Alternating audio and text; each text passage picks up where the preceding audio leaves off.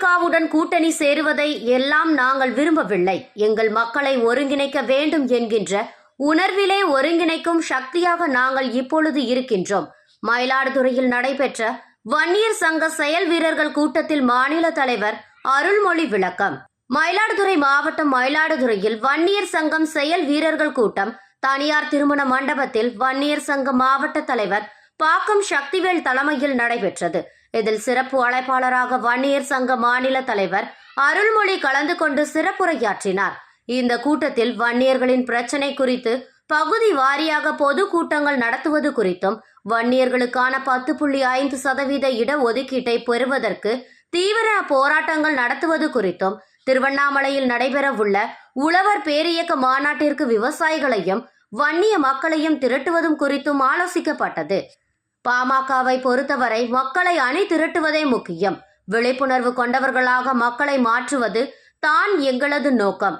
இந்த அரசாங்கம் தண்ணியை திறந்துவிட்டு மழையில் நனைந்து கிடக்கும் மக்களிடம் வேட்டியையும் சேலையையும் தருவது, அரிசி தருவது, சாப்பாடு தருவது போன்ற செயல்களில் ஈடுபடுகிறது. சாப்பாட்டுக்கு வழி இல்லாதவர்களா இருக்கிறார்கள் இந்த நாட்டு மக்கள். இவர்கள் நாட்டு மக்களை பிச்சைக்காரர்களாக மாற்றுகிறார்கள். அதையெல்லாம் மாற்றி அவர்களுக்கு நிரந்தர தீர்வு கண்டால் எவ்வளவு நல்லதாக இருக்கும். மேலும் 2026ஆம் ஆண்டு சட்டமன்ற தேர்தலில் தமிழக வெற்றி கழகத்துடன் கூட்டணி குறித்த கேள்விக்கு கூட்டணி சேர்வது குறித்த கணக்கிற்கு நாங்கள் செல்லவில்லை. வெற்றி கழகமோ அல்லது அது வியாபார கழகமோ வேறு எந்தெந்த கழகம் இருக்கிறது என்று தெரியவில்லை. புதுசா கழகங்கள் வருது. அந்த கட்சிகளோடு கூட்டணி சேருவதை எல்லாம் நாங்கள் விரும்பவில்லை. எங்கள் மக்களை ஒருங்கிணைக்க வேண்டும் என்கின்ற உணர்விலே ஒருங்கிணைக்கும் சக்தியாக நாங்கள் இப்பொழுது இருக்கின்றோம் என்றார்.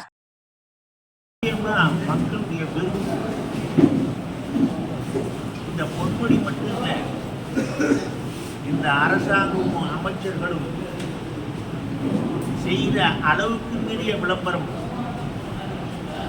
அளவுக்கு மீறிய தற்பெருமை ஒவ்வொருவருக்கும் வெறுப்பை ஊட்டுகிறது.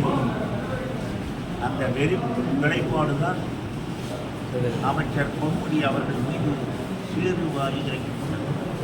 பாட்டாளி மக்கள் கட்சியும் வெற்றி கழகமும் கூட்டணி சேர்ந்தாலும் நீங்கள் கணக்கு சொல்றீங்க.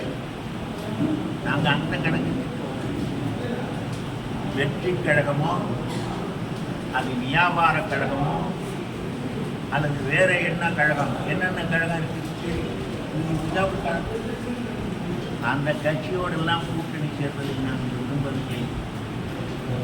எங்கள் மக்களை ஒருங்கிணைக்க வேண்டும் என்கின்ற ஒரு உணர்விலே ஒருங்கிணைக்கிற கட்சியை தான் நாங்கள். எங்களுடைய அமைச்சர்கள் செயல்பாடு மிக்கவர்கள், நல்ல அறிஞர்கள் என்று நாங்கள் சொல்ல வேண்டும். ஆனால் அதற்கு ஏற்றாற் போல் நடவடிக்கைகள் இல்லை. இவர்கள் அரசாங்கத்தை நடத்துகிறார்களா அல்லது வேற ஏதாவது விளம்பர கம்பெனி நடத்துகிறார்களா? அதனாலே தான் அவர் சொல்லுகிறார், பொறுப்பு இல்லாமல் சொல்லுகிறார், ராமதாஸுக்கு வேறு வேலை. ஏனென்றால் ரொம்ப நுணுக்கமான கேள்வியை டாக்டர் ஐயா கேட்டார். அதானியால் இந்திய நாட்டின் பிரதம மந்திரி அவர் சொல் பேச்சை கேட்டுத்தான் நடக்கிறார்.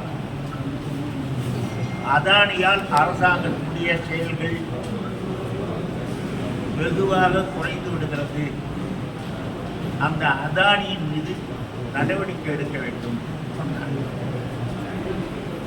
அந்த அதானியின் மீது நடவடிக்கை எடுக்க வேண்டும் என்று சொல்லுகின்ற அதே நேரத்திலே அமெரிக்க கோர்ட்டிலே அதானியின் மீது நடவடிக்கை நேர்மையாளராக இருந்தால் பதில் சொல்ல வேண்டியது தானே. அதை சொல்லாமல் ராமதாஸுக்கு வேற வேலை இல்லை. ராமதாஸுக்கு வேற வேலை இல்லைன்னா இவர் வேலை கொடுக்க போறாரா? இப்ப பாமகவை பொறுத்தவரையில் மக்களை அணிதிரட்டுவதே முக்கியம், விழிப்புணர்வு கொண்டவர்களாக மாற்றுவதே முக்கியம்.